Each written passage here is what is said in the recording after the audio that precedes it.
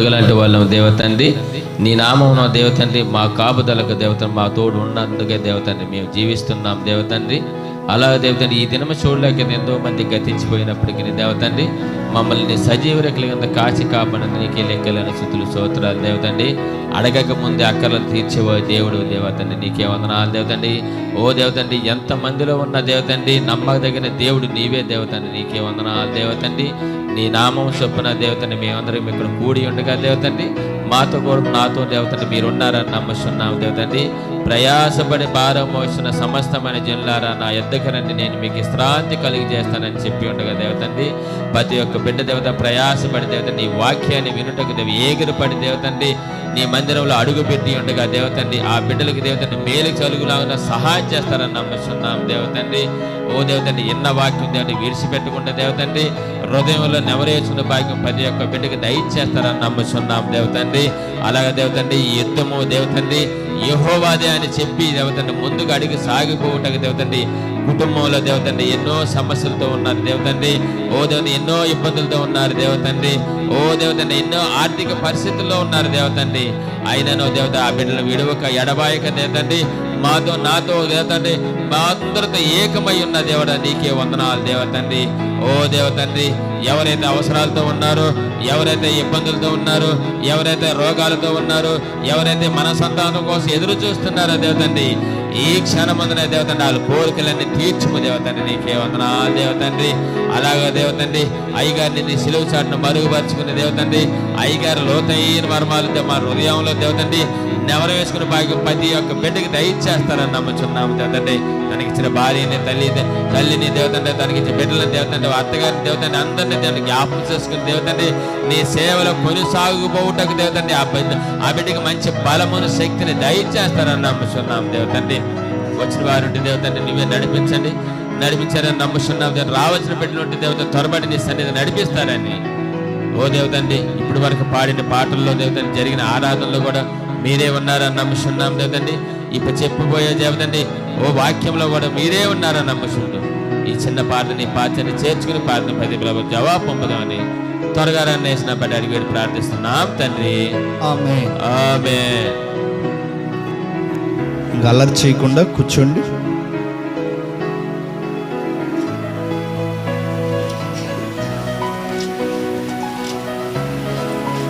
పరిశుద్ధ గ్రంథాన్ని తెరుద్దాము. యోహాను సువార్త 15వ అధ్యాయము. యోహాను సువార్త 15వ అధ్యాయము 5వ వచనం నేను చదువుతున్నాను. ఎవడు నా యందు నిలిచి ఉండునో, నేను ఎవని యందు నిలిచి ఉండునో వాడు బహుగా ఫలించును. నాకు వేరుగా ఉండి మీరేమీ చేయలేరు. ఎవడైనను నా యందు నిలిచి ఉండని ఎడల వాడు తీగ వలె బయట పారవేయబడి ఎండిపోను. మనుషులు అట్టి వాటిని పోగు చేసి అగ్నిలో పారవేతురు, అవి కాలిపోను. నా యందు మీరును మీ యందు నా మాటలను నిలిచి ఉండిన ఎడల మీకేది ఇష్టమో అడగండి, అది మీకు అనుగ్రహింపబడును. మీరు బహుగా ఫలించుట వలన నా తండ్రి మహిమపరచబడును. ఇందువలన మీరు నా శిష్యులు అనబడుతురు. ప్రియమైన దేవుని బిడ్డలారా, తలలెత్తండి, అందరూ వాక్యాన్ని చూడండి. ప్రభువైన యేసుక్రీస్తు వారు అంటున్నారు, ఎవడైనను నా యందు నిలిచి ఉండునో, నేను ఎవని యందు నిలిచి ఉండునో వాడు బహుగా ఫలించాలి. 2 విషయాలు నా ప్రియ దేవుని బిడ్డలారా. ఒకటి, దేవుని యందు నిలవాలి. రెండోది, దేవునిలో ఫలించాలి. నిలిచి ఉండాలి, రెండోదిగా ఫలించాలి. ఏం చెప్పారా? చూడండి, అట్లాగే మనసు పెట్టి చూడండి, పిల్లల వైపు చూడండి. దేవుని యందు మనం నిలిచి ఉండాలి, రెండోదిగా దేవునిలో మనం ఫలించాలి. నా ప్రియ దేవుని జనాంగమా, నిన్న నేడు నిరంతరం మారని మారవు, నా జ్ఞాపకాలలో చెరగని వాడవు. నిరంతరం మారనే మారవు, నా జ్ఞాపకాలలో చెరగని వాడవు. నీవే నీవే నమ్మదగిన దేవుడవు, నీవు నా పక్షమై నిలిచి ఉన్నావు.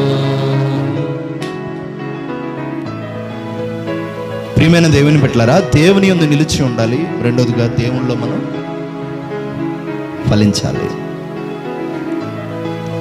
దేవుడు నీ నుండి నా నుండి ఆశపడుతున్నది, దేవుడు నీ నుండి నా నుండి కోరుకుంటుంది, దేవుడు నీ నుండి నా నుండి ఎదురు చూస్తుంది ఏమిటి అంటే నువ్వు ఫలించాలి, నువ్వు ఫలించే అనుభవంలోకి రావాలి. ఒక విత్తనం వేసిన మనము ఒక మొలకెత్తినటువంటి ఆ మొక్క దగ్గరికి వెళ్ళి మనము నీరు పోస్తున్నప్పుడు దాని నుండి మనం ఏం ఆశిస్తామంటే అది చెట్టు అవ్వాలి, అలాగే అది పండ్లు కాయాలి, అది పండ్లునివ్వాలి.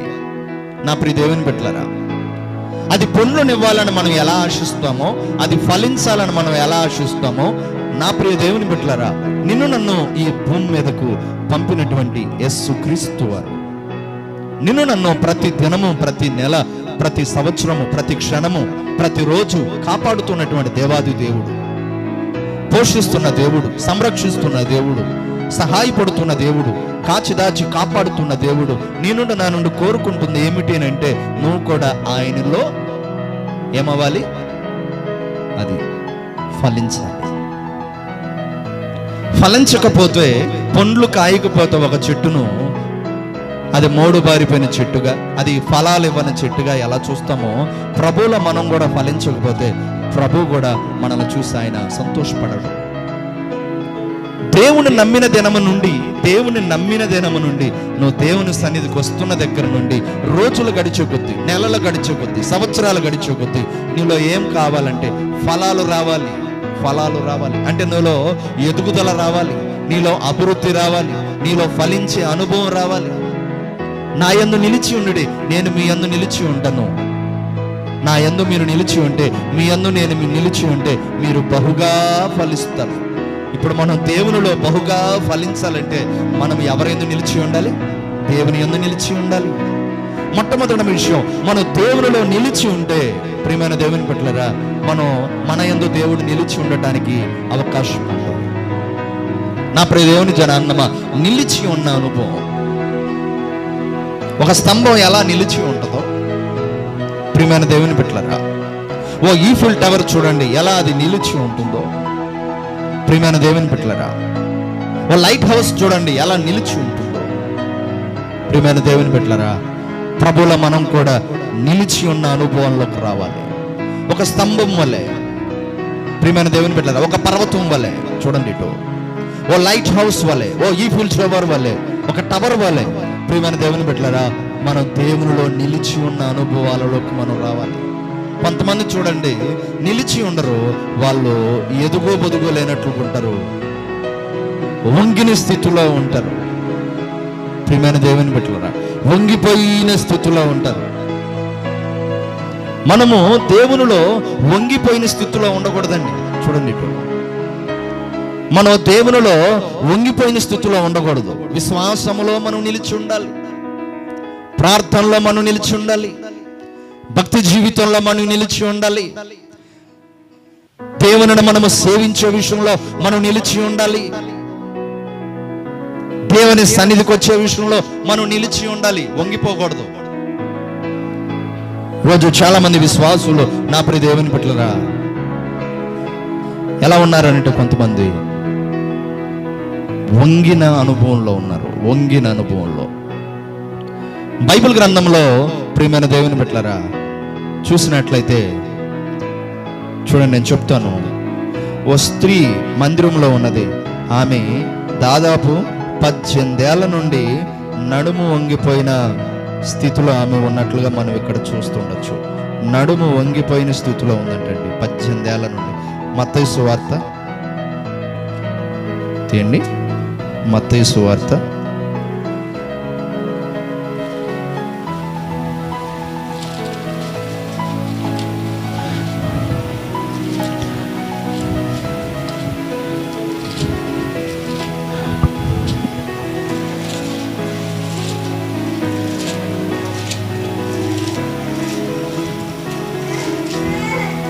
మత్తయి సువార్త కాదండి, నేను చెప్తాను. లూకా సువార్త తీయండి, 13వ అధ్యాయము. లూకా సువార్త 13వ అధ్యాయము. ఎవరైనా చిన్నపిల్లలు ఏడుస్తుంటే వాళ్ళని బయట తీసుకుని వెళ్ళి ఎత్తుకోవడం అలాంటి చేయండి, మందిరంలో డిస్టర్బెన్స్ లేకుండా ఉంటుంది. లూకా సువార్త 13వ అధ్యాయము 10వ వచనం.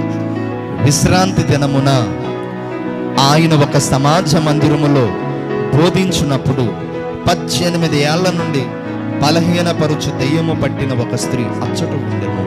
ఆమె నడుము వంగిపోయి ఎంత మాత్రమునో చక్కగా నిలబడలేక ఉండెను. విశ్రాంతి దినమున ఆయన ఒక సమాజ మందిరములో బోధించుచున్నప్పుడు 18 ఏళ్ల నుండి బలహీనపరుచు దెయ్యము పట్టిన ఒక స్త్రీ అచ్చట ఉండెను. ప్రభు అయిన యేసుక్రీస్తు వారు సమాజ మందిరంలోకి విశ్రాంతి దినమున వచ్చినప్పుడు ఆ విశ్రాంతి దినములో 18 ఏళ్ల నుండి ఒక బలహీనపరుచు దెయ్యము ఒక స్త్రీని పట్టుకుందాం. 18 ఏళ్ల నుండి ఆమెను విడిచిపెట్టట్లేదంట ఆ దెయ్యం, ఆ దురాత్మ. ఆమె ఎక్కడుంది? సమాజ మందిరంలో ఉంది, మందిరంలో ఉంది. దెయ్యము పట్టిన ఆ స్త్రీ మందిరానికి వస్తుంది, కానీ 18 ఏళ్ల నుండి ఆ దెయ్యం ఆమెను విడిచిపెట్టి వెళ్ళట్లే. ఆ దెయ్యం ఏం చేస్తుందంటే బలహీనపరిచేసింది. ఆమె నిటారుగా నిలబడిన ఆమెని వంచేసింది, ఆమె నడుమును బలహీనపరిచేసింది. ఇప్పుడు నడుము వంగిపోయిన స్త్రీగా మారిపోయింది. ఆమె ఏనాడు కూడా 18 ఏళ్ల నుండి కనీసం ఆమె పైకి తల ఎత్తలేని స్థితి, 18 ఏళ్ల నుండి నడు వంగిపోయిన స్థితి. ఒకసారి జ్ఞాపకం చేసుకోండి, 18 ఏళ్ల నుండి ఆమె నడుము వంగిపోయి ఉంటే ఆమె అసలు పైకి లేవగలిగిద్దా? ఆకాశం వైపు చూడగలిగిద్దా? ఏ పనైనా చేసుకోగలిగిద్దా? ప్రియమైన దేవుని బిడ్డలారా, పనికిరాని స్థితిగా మారిపోయింది, దీన స్థితిగా మారిపోయింది. 18 years, 18 సంవత్సరాలు ఆ దురాత్మ ఆమెను బలహీనపరిచేసి ఆమె నడుమును వంచేసింది. ఏ మనిషికైనా ప్రియమైన దేవుని బిడ్డలారా, తను నిటారుగా నిలబడాలన్నా, కూర్చోవాలన్నా, పని చేయాలన్నా నడికట్టు, వెన్నెపూస, ఏమంటే వెన్నెముకలు ఇవి బలంగా ఉంటేనే. వెన్నెముక, వెన్నెపూస బలంగా లేకపోతే నువ్వు ఏ పని చేయలేవు. సముద్రంలో చేపలు పెట్టే వాళ్ళు కూడా చూడండి, నీటిలో వలలు వేసి వాళ్ళు లాగుతున్నప్పుడు ఆ బలమంతా వెన్నెపూస మీద పడిద్ది, ఆ బలమంతా వెన్నెపూస మీద పడిద్ది. వెన్నెపూస, వెన్నెముక ఎంత బలంగా ఉంటుందో వారు నడువంచి పని చేయగలుగుతారు. ఆ వెన్నెపూస, వెన్నెముక బలహీనం అయిపోతే వాళ్ళు పని చేయలేరు, వాళ్ళు నిలబడలేరు, వాళ్ళు నిలవలేరు. ఈ స్త్రీని, ఈ తల్లిని 18 ఏళ్ల నుండి దురాత్మ పట్టి ఆమె నడుమును వంచేసింది. బలహీనమైపోయింది, బలహీనమైపోయింది. ఇప్పుడు ఆమె వంగిపోయిన అనుభవంలో ఉంది. ప్రభు అయిన యేసుక్రీస్తు వారు ఆ సమాజ మందిరంలోకి వచ్చి ఆ అమ్మను పిలిచాడు. ఆ అమ్మను చూచినప్పుడు ఆయన ఎంతగానో కనికర పూర్ణుడు కదండి, ఆయన దయగలిగిన దేవుడు కదా. ఎవరినైనా ఆయన అలా చూచినప్పుడు, ఎవరైనా బలహీనమైన స్థితిలో ఉంటే వాళ్ళని బాగు చేసిన దేవుడు కదా ఆయన. ఆయన చూచినప్పుడు ఆయన ఎవరి పట్ల అయితే దయగలుగుతుందో, ఆయన చూచినప్పుడు ఎవరి పట్ల అయితే కనికరం కలుగుతుందో, ఆయన చూచినప్పుడు ఎవరి పట్ల అయితే ఆయన దృష్టి కలుగుతుందో వాళ్ళని ఆయన బాగు చేస్తాడు. స్తోత్రం. 2 చేతులతో హల్లెలూయా. మీ చూపులు ఇట్టే ఉండాలి, నా చూపులు ఇట్టే ఉండాలి. పక్కకు చూడకూడదు, ముసిముసి నవ్వలు నవ్వకూడదు. చూడండి, 18 ఏళ్ల నుండి ఆమెను ఆ దురాత్మ వంచేసింది. ఈరోజు చాలా మంది కుటుంబాలలో, చాలా మంది విశ్వాసులలో వారి విశ్వాసాన్ని వంచేస్తా ఉంది అపవాది. భక్తి జీవితాన్ని వంచేస్తుంది అపవాది. ప్రియమైన దేవుని బిడ్డలారా, ఈ రోజున నీ స్థితి ఎలా ఉంది? వంగిపోయిన అనుభవంలో ఉన్నావా? ముందు ఎలా ఉన్నావు? దేవుల్లో నిలుచున్నావు. ముందు ఎలా ఉన్నావు? ప్రార్థనలో నిలుచున్నావు. ముందు ఎలా ఉన్నావు? విశ్వాసంలో నిలుచున్నావు. ముందు ఎలా ఉన్నావు? ప్రార్థన అంటే ఎంతో ఆసక్తిగా, ఎంతో ఆతృతగా, ఎంతో ఇష్టంగా వచ్చిన దానివి. ఇప్పుడేమవుతుంది? ప్రార్థన అంటే ఏమి వెళ్దాంలే, ఇంకో వారం వెళ్ళొచ్చులే, కాస్త నిదానంగా వెళ్ళొచ్చులే, కాస్త లేటుగా వెళ్ళొచ్చులే. పైగా మా దైవజనుడు లేటుగా వెళ్ళినా కూడా ఆయన ఏమి మమ్మల్ని అనడులే. ఈ ఆలోచన నీకు కలుగుస్తుంది అపవాది. నిన్ను దేవుని మందిరానికి క్రమంగా రానివ్వకుండా, సక్రమంగా ఒకవేళ వచ్చిన నిన్ను ఉండనివ్వకుండా, వాక్యాన్ని నిన్ను విననివ్వకుండా, వాక్యం వైపుకు నిన్ను త్రిప్పనివ్వకుండా నిన్ను విశ్వాసంలో ఉంచుతుంది ఎవరో తెలుసా? దుష్టుడు. అలా వంగిపోయిన అనుభవంలో ఉన్న నిన్ను ఈరోజు ప్రభు అని యేసుక్రీస్తు వారు చూస్తున్నాడు. ఆయన కనుదృష్టిలో నువ్వు పడినప్పుడు, ఆయన దృష్టిలోకి నువ్వు వెళ్ళినప్పుడు నీ స్థితిని, వంగిపోయిన నీ స్థితిని ఆయన మరలా ఏం చేయగలడు? నిటారుగా నిలబెట్టగలడు. కొట్ట చప్పట్లో దేవునికి స్తోత్రం చెప్పండి. హల్లెలూయా, హల్లెలూయా, హల్లెలూయా. శ్రమలలో, బహుశ్రమలలో ఆదరణ చెను కృపావాక్యమే నన్ను నీడగా. పాడండి. శ్రమలలో, బహుశ్రమలలో ఆదరణ కలిగించెను వాక్యమే, పావాక్యమే నన్ను నీడగా ఉంచెను. బలపరచెను, నిచ్చెను,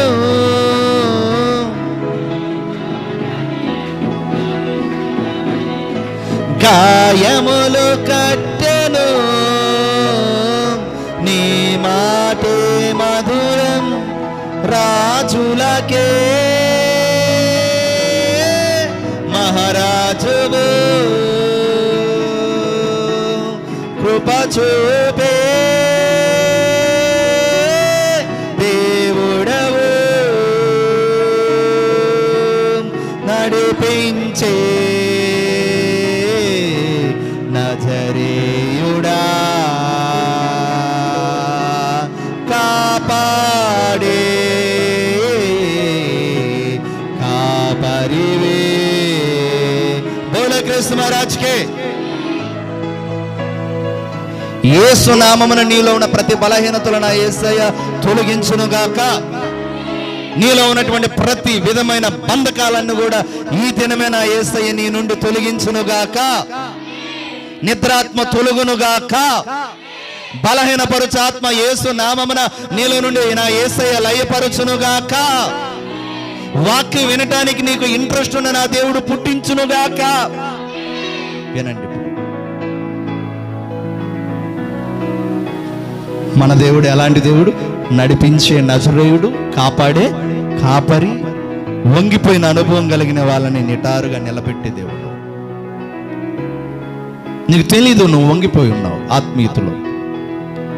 నీకు తెలీదు నువ్వు బలహీనమైపోతున్నావు. రోజులు గడిచిపోతూ ముందున్న తీవ్రత, ఆత్మీయ తీవ్రత, ముందున్న ప్రార్థన పట్ల తీవ్రత, ముందున్న ఆరాధన పట్ల తీవ్రత, ఇష్టం, ఆ తృష్ణ ఏమైపోతుంది? అపవాదికి నువ్వు చోటిచ్చావు. ఆ దుష్టుడు ఏం చేశాడంటే వంచేశాడు. ఇప్పుడు వంగిపోయిన స్థితిలో ఉన్నటువంటి ఆమెను ప్రభువు యేసు ఏం చేశాడు?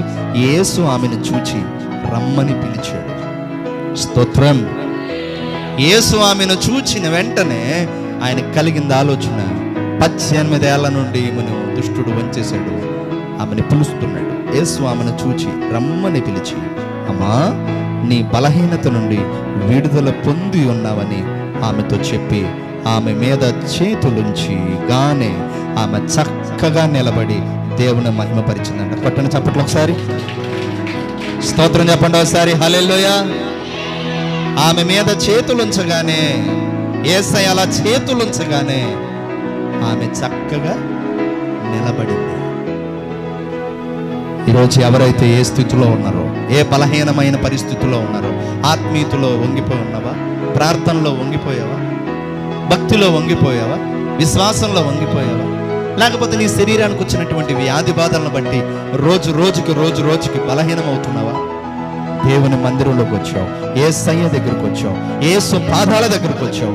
నా ప్రియ దేవుని బిడ్డ, ఆయన నిన్ను ఒట్టిగా పంపిస్తాడా? ఆయన నిన్ను ఒట్టిగా పంపిస్తాడా? చెప్పండి. యేసయ్య దగ్గరికి వచ్చిన వాళ్ళు యేసయ్య ఎవరిని కూడా ఒట్టిగా పంపడు.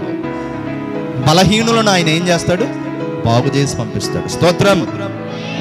వ్యాధి బాధలతో ఉన్న వాళ్ళని ఆయన ఏం చేస్తాడు? స్వస్థతనిచ్చి పంపిస్తాడు. స్తోత్రం.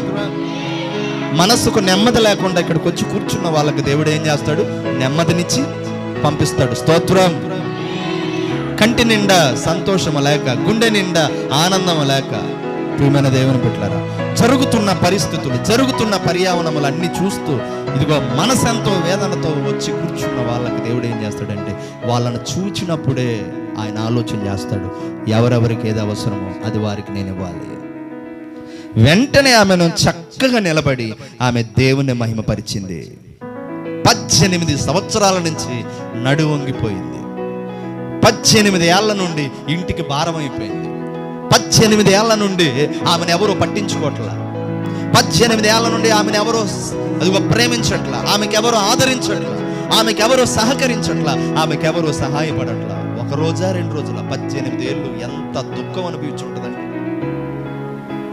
1 సంవత్సరం బాధ అనిపిస్తేనే మన ఇంట్లో ఉన్న సమస్యలను బట్టి మనల్ని మించిన శ్రమలు ఎవరికీ లేవన్నట్లుగా మనం ఫీల్ అవుతుంటాం. 1 సంవత్సరం బాధ అనిపించేసరికి ఏంటో ఈ సంవత్సరం అనుకున్నవి ఏం జరగట్లేదని అనుకుంటుంటాం. కానీ 18 ఏళ్ల నుండి ఈమె నడుము వంగిపోయింది. 18 ఏళ్ల నుండి సూర్యుని చూడలేదంటే కనీసం తలపైకెత్తి దేవుణ్ణి చూడనివ్వకుండా చేసేసాడు దుష్టుడు. ఆమెను పైకి లేవనెత్తనివ్వకుండా చేసేసాడు దుష్టుడు. ప్రియమైన దేవుని బిడ్డలారా, యేసు ఆమెను చూచి ఆమె మీద చేతులుంచగానే ఆ నడుము, ఆ వెన్నుపూస, ఆ వెన్నెముకనంతా కూడా యేసయ్య ఏం చేశాడు? చక్కబరిచేశాడు. ఆమెను పట్టి బంధించిన దురాత్మ యేసు చెయ్య వేయగానే ఆ దురాత్మ ఆమెను విడిచి వెళ్ళిపోయింది. నా ప్రియ దేవుని బిడ్డ, దేవుడు నీ నుండి నా నుండి ఏం ఆశిస్తున్నాడంటే నువ్వు నిలబడాలి, నువ్వు వంగిపోకూడదు, నువ్వు బెండవ్వకూడదు. కొన్ని సందర్భాల్లో దేవుడు బెండ్ చేస్తాడు. దేవుడు బెండ్ చేస్తే ఓకే, ఆయన మళ్ళా నిలబెడతాడు. దేవుడు ఎప్పుడు బెండ్ చేస్తాడంటే మనలో ఉన్నటువంటి గర్వాన్ని, మనలో ఉన్న అహాన్ని, మనలో ఉన్న కోపాన్ని ఆయన తీసివేయడానికి ఏం చేస్తాడంటే కొన్నిసార్లు మనల్ని బెండ్ చేస్తాడు. ఇనుమును కాల్చుతున్నప్పుడు ఎలా బెండ్ చేస్తారో ప్రియమైన దేవుని బిడ్డలారా, కంసాలి వాని చేతిలో ఉన్నప్పుడు వాటిని ఎలా బెండ్ చేస్తూ ఉంటాడో ఐరన్ని, ప్రభువైన యేసుక్రీస్తు వారు కూడా చేతిలో మనం ఉన్నప్పుడు మనలో ఉన్న గర్వం, మనలో ఉన్న అహం, మనలో ఉన్న క్రోధం, మనలో ఉన్నటువంటి కోపతాపాలు, మనలో ఉన్నటువంటి మాట వినని స్వభావము, అవన్నీ కూడా ఆ కంసాలి వాని చేతిలోకి వెళ్ళినప్పుడు ఏం చేస్తాడనంటే ఉంచుతాడు. ప్రభువైన యేసుక్రీస్తు వారు కూడా మనం గమనిస్తూ బైబిల్ గ్రంథంలో మోషే ఉన్నట్లుగా మనం చూస్తాం. మొదటి 40 సంవత్సరాలు ఐగుప్తు దేశంలో రాజకుమారుడి కోటలో ఉన్నాడు. తర్వాత 40 సంవత్సరాలు గొర్రెలను మేపే కాపరిగా ఉన్నాడు. తర్వాత 40 సంవత్సరాలు ఇశ్రాయేలుని నడిపించే నాయకుడుగా ఉన్నాడు. బాగా వినండి, మొదటి 40 సంవత్సరాలు రాజకుమారుడుగా, లాస్ట్ 40 సంవత్సరాలు నాయకుడుగా, మధ్యలో 40 సంవత్సరాలు ఏం చేశాడు? గొర్రెలు మేపే కాపరిగా. అంటే మధ్యలో 40 సంవత్సరాల మోషేని దేవుడు ఏం చేశాడు? వంచాడు. అది అటు చెప్పండి, వంచాడు. మోషేలో ఉన్నటువంటి ఆ కోపాన్ని, మోషేలో ఉన్నటువంటి ఆ మిక్కిలి ఆవేశాన్ని దేవుడు అణిచివేయటానికి ఏం చేశాడంటే, నువ్వు ఇక్కడ ఉంటే బాగోదబ్బాయ్, నువ్వు ఇక్కడికి రావాలి, ఇత్రో దగ్గరికి వెళ్ళాలి, నువ్వు మీ మామయ్య అయినటువంటి ఇత్రో దగ్గరకు వెళ్ళాలి, అక్కడికి వెళ్ళి నువ్వు గొర్రెలను మేపాలి, గొర్రెలను కాయాలి. 40 సంవత్సరాలు గొర్రెలను కాశాడు. ఎండకు ఎండాడు, వానకు తడిచాడు, రాళ్ళు రప్పల మీద, కొండల మీద నడిచాడు. ఎన్నో దినాలు ఆకలి దప్పులు కలిగి ఉన్నాడు. ప్రియమైన దేవుని బిడ్డలారా, ఇవన్నీ దేనికి? మోషేను దేవుడు వంచటానికి. చూడండి ఇటో, మోషేను దేవుడు వంచటానికి. ప్రియమైన దేవుని బిడ్డలారా, అలా 40 సంవత్సరాలు వచ్చాడండి. తనలోకి సాత్వికాన్ని రప్పించటానికి, తనలోనికి దయాదాక్షిణ్య గుణం రప్పించటానికి, తనలో ఉన్న మిక్కిలి కోపాన్ని, ఆవేశాన్ని పోగొట్టడానికి దేవుడు ఏం చేశాడంటే 40 సంవత్సరాల మోషేను దేవుడే ఉంచాడు. ఇప్పుడు నేను ప్రశ్న వేస్తున్నాను, సమాజ మందిరంలో ఉన్న ఆ తల్లిని 18 సంవత్సరాలు నడుముంచింది ఎవరు? దురాత్ముడు. 40 సంవత్సరాలు మోషేను ఉంచింది ఎవరు? దేవుడు. స్తోత్రం. దేవుడు వంచాడు మోషేని, మరలా 40 సంవత్సరాలు ఇశ్రాయేలీయుల ముందుండి నడిపించే నాయకుడుగా నిలబెట్టాడు. కొట్టు చప్పట్లో దేవునికి స్తోత్రం చెప్పాలి. హల్లెలూయా. ఎడారి త్రోవలో నే నడచిన వాడు, ఎరుగని మార్గములలో నన్ను నడిపిన, నా ముందు నడచిన జయవీరుడా, నా విజయ సంకేతమా. ఎడారి త్రోవలో నే నడచిన, ఎరుగని మార్గములో నన్ను నడిపిన, నా యందు నడచిన జయ వీరుడా, నా విజయ సంకేతమా. నీవే నీవే నా అందము, నీవే నీవే నా ఆధారము, నీవే నీవే నా ఆనందము, నీవే నీవే నా ఆధారము. మధుర స్వరముల గానాలతో, వేలాది దూతల జలములతో కొనియాడబడుచున్న నా యేసయ్యా, నీకేనా ఆరాధన. మహదానందమే నాను పరవశమే, నిన్ను స్తుతించిన ప్రతిక్షణం. బోలో క్రీస్తు మహారాజ్కి. ఇప్పుడేనండి మిమ్మల్ని సరి చేయడానికి నా గొంతు పోతే అయినా పర్వాలా, మీరు క్రమంగా కూర్చోవాలి. నాకు అది కావాలి. మీరు క్రమంగా కూర్చోవటం నాకు కావాలి. మిమ్మల్ని క్రమపరచడానికి దేవుడు కొన్నిసార్లు ఉంచుతుంటాడు, దేవుడు కొన్నిసార్లు గద్దిస్తుంటాడు. అది మన కోసమే. 18 ఏళ్ల నుండి ఆ తల్లిని ఆ దురాత్మ వంచింది. కానీ యేసుక్రీస్తు వారు అలా చేతులుంచి ఆమెను ఏం చేశాడు? నిలబెట్టాడు. 40 సంవత్సరాలు మోషేను దేవుడే ఉంచాడు. 40 సంవత్సరాలు దేవుడు ఆ ఇశ్రాయేలీయుల ముందుండి నడిపించటానికి ముందు ఆ గొర్రెల మేపే కాపరగా పెట్టాడు. కష్టాల గుండా వెళ్తున్నాడు మోషే. అదేంటి, నేను రాజరికం అనుభవించగలిగిన వాడిని, రాజకుమారుడు స్థానంలో ఉండవలసిన వాడిని, నాకేంటి దేవుడు నన్నేంటి గొర్రెల మేపే కాపరగా పెట్టాడు, గొర్రెల మేపటానికి ఇక్కడ నన్ను పెట్టాడు ఏంటబ్బా అని మోషే అనుకోలేదు.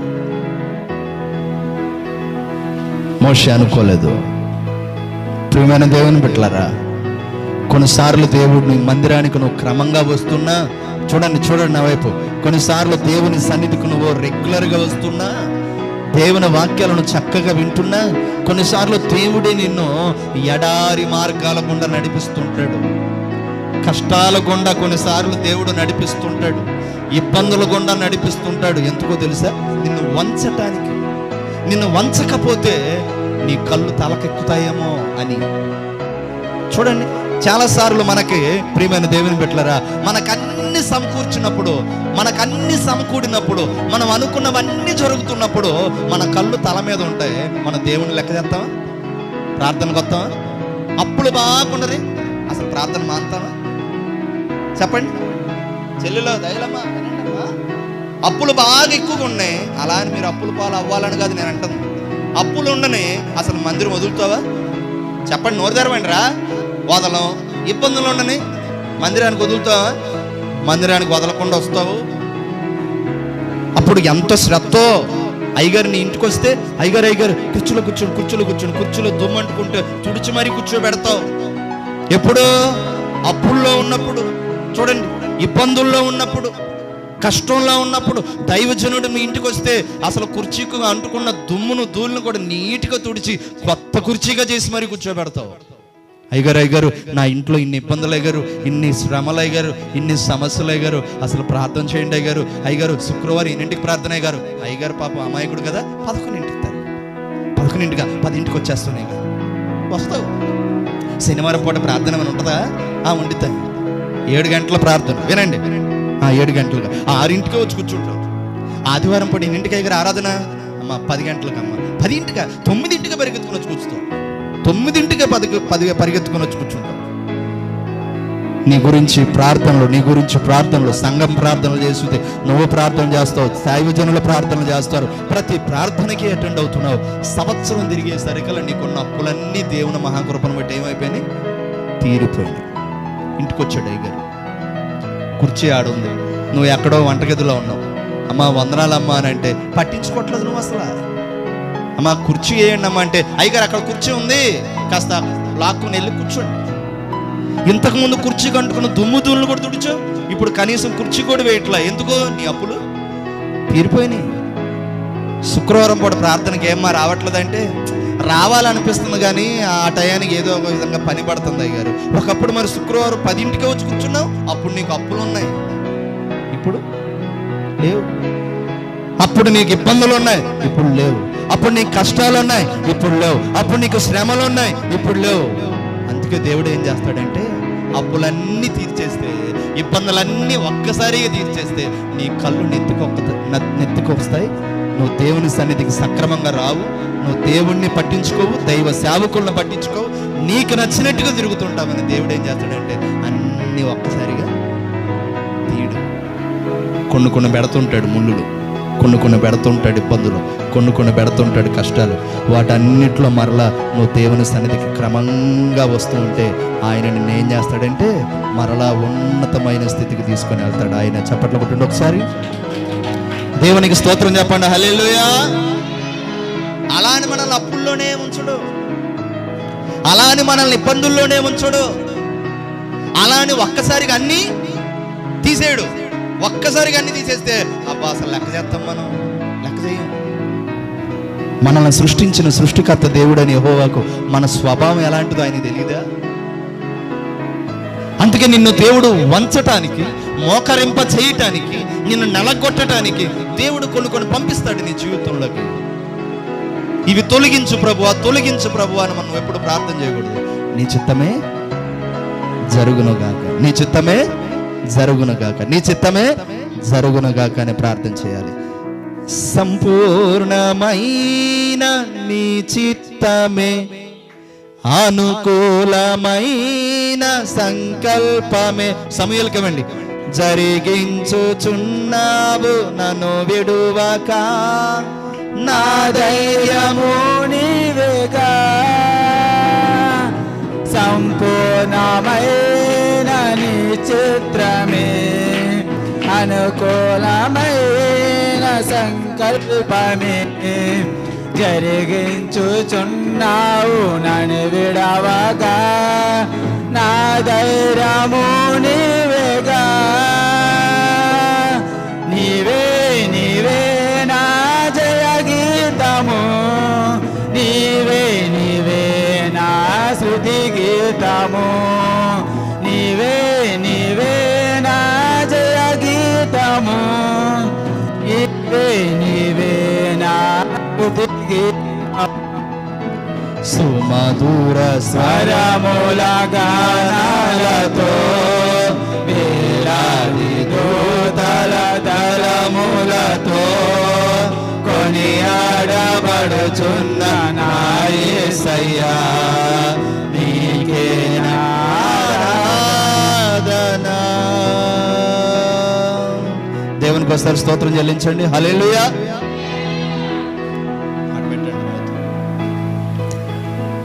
ప్రశ్న, దేవుడు మనల్ని ఉన్నతమైన స్థితిలో నిలబెట్టడానికి ముందు ఆయన ఏం చేస్తాడు? కొన్నిసార్లు ఆయన మనల్ని వంచుతాడు. ఆయన మనల్ని బెండి చేస్తున్నాడని గుర్తుపెట్టుకోవాలి. మనం గత సంవత్సరం అంతా చూడండి, మనం కళ్ళ ముందు చూసిన అనుభవాలు చెప్తున్నాను, మనకు అర్థం కావటానికి. గత సంవత్సరం 2024 అంతా అసలు మందిరం నిండిపోయింది. ఈ సంవత్సరం ఏంటి ఇలా ఉంది చెప్పనా? దానికి అర్థం, ఒకవేళ ఒక్కసారిగా మందిరాన్ని దేవుడు నింపేస్తే ఏమో నా కళ్ళు కూడా నెత్తికెక్కచ్చేమో. ఒకవేళ ఒక్కసారిగా జనాన్ని నింపితే, చూడండి, నింపితే, సంఘమును ఒక్కసారిగా ఆశీర్వదించేస్తే, ఎక్కడ లేనంత జనం ఒక్కసారిగా వచ్చేస్తూ ఉంటే నేను కూడా దేవుణ్ణి విడిచిపెడతానేమో. దేవుడికి తెలుసు కదండి. అందుకని ఆయన ఏం చేశాడు తెలిసి సంవత్సరం కొంత వంచాడు. ఇలా వంచిన సమయంలో మనం ఏం చేయాలి? ఇప్పుడు ఆయన పాదాలు పట్టుకొని ప్రార్థించాలి, ఆయన సన్నిధిలో మోకరించాలి. మరలా మనం ఆయన అడగాలి, ప్రభువా నీ చిత్తం ఏమైందో ఈ సంఘం కొరకు, నీ ప్రణాళిక ఏమైందో ఈ సన్నిధి కొరకు, ప్రభువా ఈ సన్నిధి నీవే నిలబెట్టావు ప్రభువా, ఈ సన్నిధిని నీవే నింపు ప్రభువా అని మరలా ఆయనకి మనం చెప్పుకోవాలి. ప్రియమైన దేవుని బిడ్డలారా, ఒక సంఘమే కాదండి, ఒక కుటుంబం అయినా ఏదైనా కూడా అన్నీ అనుకున్నట్లు ఎప్పుడు మన జీవితంలో జరిగితే మనకు అసలు దేవుడే అక్కర్లేదు అనుకుంటాం. అందుకనే కొన్నిసార్లు కొన్ని ముళ్ళులు, కొన్ని ఇరుకులు, కొన్ని చీకులు, కొన్ని చింతలు, కొన్ని సమస్యలు అలా వాటి ద్వారా నిన్ను వంచుతుంటాడు. అలా వంచుతున్నప్పుడు నువ్వు గ్రహించాల్సింది ఏంటో తెలుసా? ఏంటి ఇలాగ వస్తున్నాయి ఈ సమస్యలు, ఏంటి నేను అనుకున్నవి ఏం జరగట్లేదు ఏంటి అని నువ్వు దేవుని మీద బాధపడకూడదు. నీలో ఇంకా దేవుడికి నచ్చనవి ఏమైనా ఉన్నాయేమో అవి వంచుతున్నాడు దేవుడు. అలా వంచిన దేవుడు మరలా ఆయన ఏం చేస్తాడు చెప్పండి? వంచిన దేవుడే మరలా ఏం చేస్తాడు? నిటారుగా నిలబెడతాడు. స్తోత్రం, హల్లెలూయా. 18 ఏళ్ల నుండి మందిరములోనే నడుమొంగినటువంటి ఆ తల్లిని దేవుడు నిలబెట్టాడు. 40 ఏళ్ళు గొర్రెలను మేపిన కాపరిగా ఉన్నటువంటి మోషేను దేవుడు నిలబెట్టి 40 సంవత్సరాల మరలా ఇజ్రాయేలును నడిపించే నాయకుడిగా చేశాడు. ప్రియమైన దేవుని బిడ్డలారా, అలా నిలిచి ఉన్నామని దేవుడు చెప్తున్నాడు. రెండో విషయం ఏం చెప్తున్నాడు? నా యందు మీరు నిలిచి ఉండండి, అలాగే మీరు నా యందు ఫలించండి. ఏంటి? ఫలించాలి. మనం ఫలించాలి. ఈ 2025 సంవత్సరంలో నువ్వు ఫలించావా? ఎండిపోయి ఉన్నావా? మొదటి విషయం ఏం చెప్పాను? నువ్వు నిలబడ్డావా? వంగిపోయావా? రెండో విషయం, నువ్వు ఫలించావా? ఎండిపోయావా?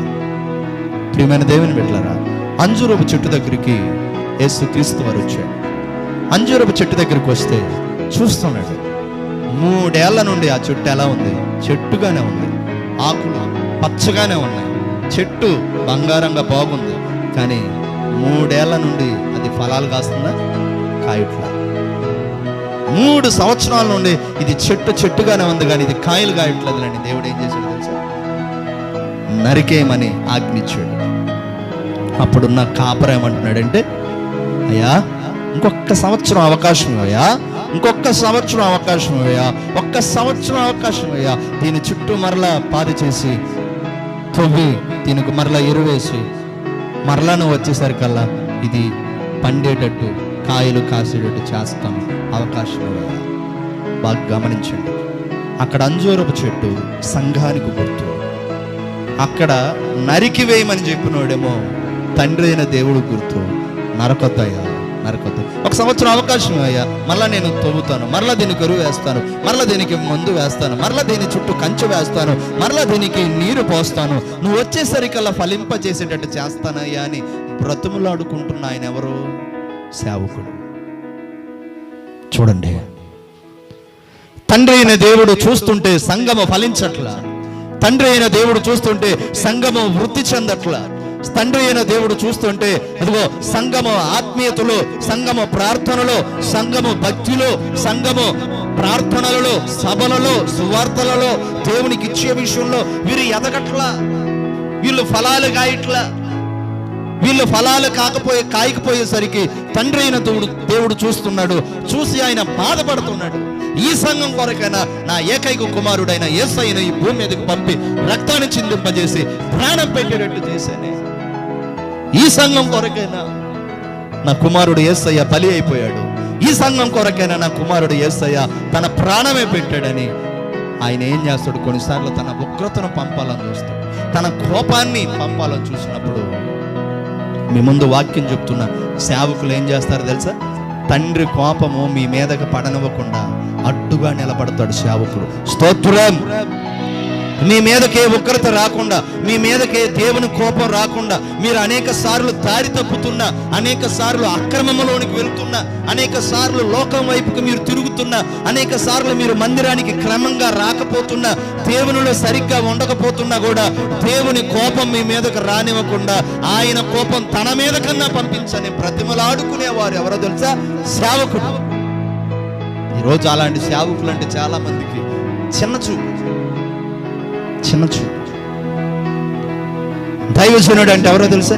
దేవుని దగ్గర నుండి మీకు ఆశీర్వాదం రావాలన్నా కూడా, దేవుని దగ్గర నుండి మీకు దీవెన రావాలన్నా కూడా ప్రతి దినము, ప్రతి క్షణము, ప్రతి స్థానం, ప్రతి సమయము ప్రాధేయపడేవాడు దైవజనుడండి, ప్రార్థించేవాడు దైవజనుడండి. కొన్నిసార్లు నువ్వు దారి తప్పి తిరుగుతున్నా కూడా దేవుని కోపం నీ మీదకి రానివ్వద్దు, ఆ కోపం ఏదో నా మీదకి రాని అని బైబిల్లో బ్రతిమలాడిన దైవజనుడు ఎవరు చెప్పను? మోషే. చూడండి, మోషే నువ్వు పక్కకు తప్పుకో, ఇశ్రాయేలీయులను నేను నశింపజేస్తానని దేవుడు అన్నాడు. కొండ మీద నుండి దేవుడు చూస్తే కొండ కింద ఉన్నటువంటి ఇశ్రాయేలీయులు ఏం చేస్తున్నారండి? ఓ బంగారు విగ్రహమును చేసుకొని దాని ముందు తినుచు త్రాగుచు విచ్చలుడిగా పాపం చేస్తూ ఉంటే అది చూసిన దేవుడు ఈ జనం కోసం అని నిన్ను అద్భుతాలు చేశాడు. చూడండి, మోషే నువ్వు పక్క తప్పుకో, వీళ్ళని ఒక్క క్షణంలో నేను నాశనం చేస్తానంటే మోషే తప్పుకోలేదు. దేవుడికి అడ్డుగా నిలబడి, వాళ్ళు నీ ప్రజల దేవా, అవసరమైతే నా మీద ఉగ్రత రప్పించు, అవసరమైతే నీ జీవ గ్రంథంలో నుండి నా పేరున తుడిచిపెట్టు, వాళ్ళని ఏం చేయకని బ్రతిములాడి దేవుని కోపాన్ని చల్లార్చినోడు దైవజనుడైన మోషే. స్తోత్రం. దేవుని కోపాన్ని చల్లార్చేవాడు నీ సేవకుడు. గుర్తుపెట్టుకోండి, దేవునికి కొన్నిసార్లు నువ్వు కోపాన్ని రేపుతుంటావు, నీకు నచ్చినట్లుగా నువ్వు మాట్లాడుతుంటావు, నీకు నచ్చినప్పుడు మందిరానికి వస్తుంటావు, నీకు నచ్చినప్పుడు దేవునికి పరిచర్యకి కానుకలు ఇస్తుంటావు, నీకు నచ్చినప్పుడు నువ్వు కుప్పులు బిగించేస్తావు. అయినా తన కోపము నీ మీదకు రానివ్వకుండా అడ్డుగా నిలబడింది ఎవరో తెలుసా? నీ సేవకుడు. దేవుణ్ణి బతిమలాడుకుంటాడండి. ప్రియమైన దేవుని బిడ్డలారా, నువ్వు ఫలించటానికి నీ సేవకుడు దేవుణ్ణి బతిమలాడుతున్నాడు. నువ్వు కాపు కాయటానికి, నువ్వు ఆత్మీయతలో ఫలించటానికి పరమ తండ్రిని సేవకుడు బతిమలాడుకుంటున్నాడు. ఒక్క సంవత్సరం అవకాశం ఇవ్వయ్యా, వచ్చే సంవత్సరం వచ్చేసరికల్లా ఈ అంజూరపు చెట్టు ఫలిస్తుందయ్యా, కాయలు కాస్తుందయ్యా. నా ప్రియ దేవుని బిడ్డ, నువ్వు ఫలించాలమ్మా. జనవరి నెల పోయింది, జూలై నెల వెళ్ళిపోయింది, ఆగస్టు నెల వచ్చింది. ఎంత ఫలించావు? ప్రోగ్రెస్ రిపోర్ట్ తీ. ఎంత ఫలించావు? జనవరిలో ఎన్ని గంటలు ప్రార్థన చేసావు? ఫిబ్రవరిలో ఎన్ని గంటలు మోకాళ్ళు వేసావు? మార్చి నెలలో ఎన్ని ఆదివారాలు రెగ్యులర్గా వచ్చావు? జూలై నెలలో ఎన్ని ఆదివారాలు రెగ్యులర్గా దేవుని సన్నిధికి వచ్చావు? ఎన్ని నెల ప్రార్థనలకు వచ్చావు? పోయిన సంవత్సరం జనవరి నుండి ఈ సంవత్సరం ఆగస్టు నెల వచ్చేస్తుంది అని దేవుడి దగ్గర ప్రోగ్రెస్ రిపోర్ట్ ఉంటుంది. ఆ ప్రోగ్రెస్ రిపోర్ట్ చూస్తాడు ఆయన. ఎవరు క్రమంగా వస్తున్నారు, ఎవరు అక్రమంగా ఉంటున్నారు, ఎవరు సక్రమంగా ఉంటున్నారు అని ఆయన చూస్తాడు. ఎవరు ఫలిస్తున్నారు, ఎవరు ఫలించట్లేదని చూస్తున్నారు. ఫలించని వాళ్ళని ఏం చేస్తాడు ఆయన? నరికేయటానికి సిద్ధపడ్డాడు. ప్రియమైన దేవుని పట్లరా, అటువంటి సమయంలో నీ సేవకుడు అడ్డుపడుతున్నాడు.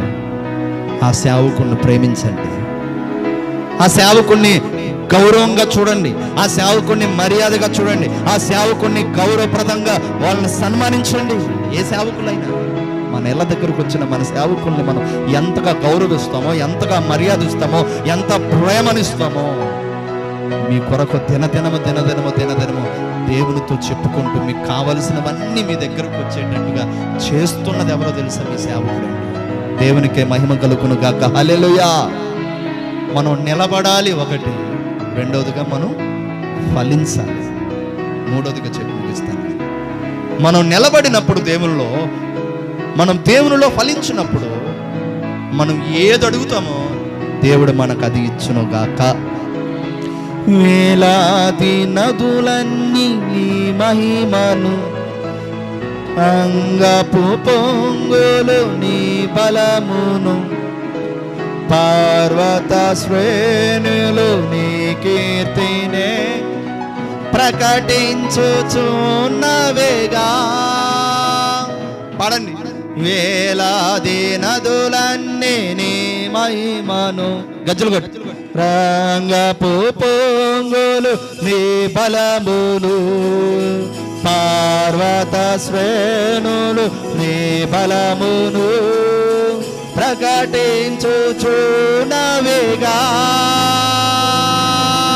నీవే నీవే నా అతిశయము, నీకే నీకే నా ఆరాధన. నీవే నీవే నా అతిశయము, నీకే నా ఆరాధన.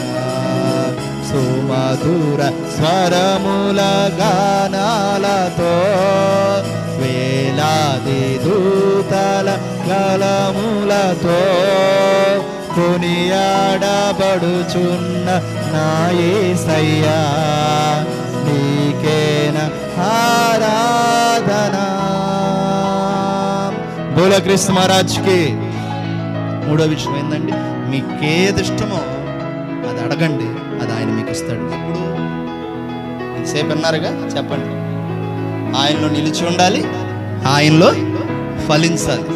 నువ్వు నిలవక, నువ్వు ఆయనలో ఫలించక, నువ్వు ప్రార్థనలో ఆత్మీయతలో వృద్ధి చెందక, నాకు కావాల్సింది నాకు ఇవ్వయ్యా, నా బిడ్డలకు కావాల్సింది నాకు ఇవ్వయ్యా, నా కుటుంబానికి కావాల్సింది నాకు ఇవ్వయ్యా అని నువ్వు ఏది అడిగినా అది ఆయన వినుడు, వినుకోడు, పట్టించుకోడు.